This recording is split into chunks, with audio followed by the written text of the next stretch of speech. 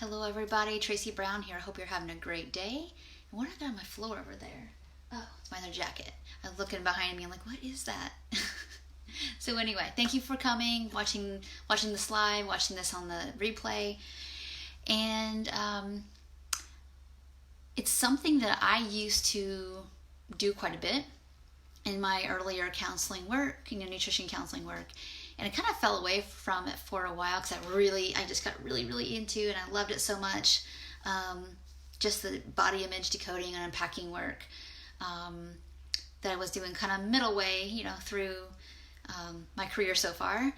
And something I've come back to doing a lot more of in the last couple years. And frankly, it's been one of the best tools, and it's been one of the best,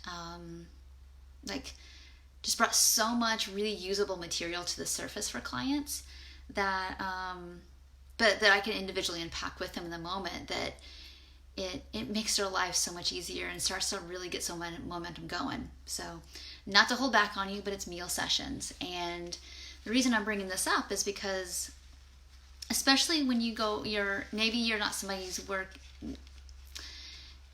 feeling like you're directly working with a lot of people with disordered eating or eating disorders, but on some level, the longer you do this, even if you're, even not even marketing for I'm just working with mostly women who are struggling with chronic dieting, emotional eating, whatever. Even I really recommend that you eat with people, because you learn a lot about what's happening at different parts of the action and the experience of eating, and especially eating in full view of somebody else.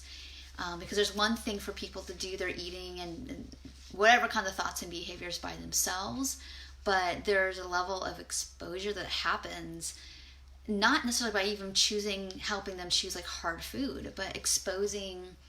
It's what oftentimes our clients try to make more invisible to themselves. It's harder for that to be invisible when you're in front of somebody else, so it comes up. And I had a really amazing meal session with somebody yesterday that I'm going to put in the somatic course. I have permission, of course, but it was one of the best meal sessions I've ever had. Right now I'm going on my 14th year of this work, and it was amazing. It wasn't very much food. It wasn't even considered a full snack, to be honest, but it was desperately what this client needed. And especially as you see, in some of the other case studies I'm going to be presenting, and outside and inside of the somatic nutrition counseling course, it's going to be a lot about, we end up working with people at different developmental stages of where they're really struggling. It's almost like you might have an adult in front of you. For a second, let's not pretend that we're working with kids. Let's say that we're working with an adult. And oftentimes some of their reaching for certain foods, the amounts, how they do it, is kind of an indicator of what is actually coupled up in their system that feels like too much.